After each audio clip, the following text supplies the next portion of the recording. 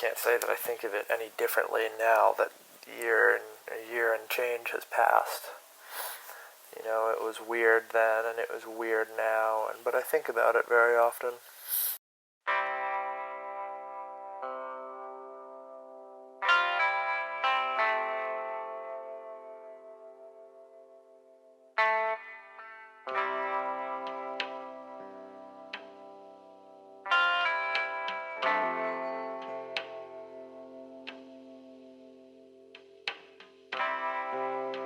Many, many moons ago, I was a much simpler man than I am today.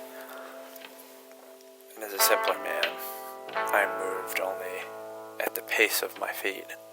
I had all of my worldly possessions in a backpack of canvas and plastic. So one day, my friend and I, who were backpacking across the country, were at a gas station. We were somewhere in Virginia. I think when you're somewhere in Virginia, you're everywhere in Virginia. And we were standing on the curb outside of this gas station. So after a little over an hour of standing there, a man from a neighboring gas station across the street waved us down. He kind of asked us to cross the street and come over and talk to him, and we were assuming he was going to bring us to where we were going. So we got over there and we spoke to him, and he said he just needed to continue filling his tank, and then he would bring us. He just had to stop and, run one little errand first, and it was on the way either way. We noticed that the man had a breathalyzer in his car that he had to blow into before he could start the automobile. So we get in the car, and he gets in the car, and he looks at us, and he blows the legal limit, and looks at me, and he says, "I don't even drink," which is perhaps the oddest argument for why you have a breathalyzer in your car.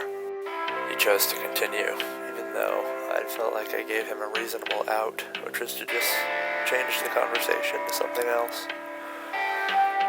He said, "Those Oklahoma police really got me."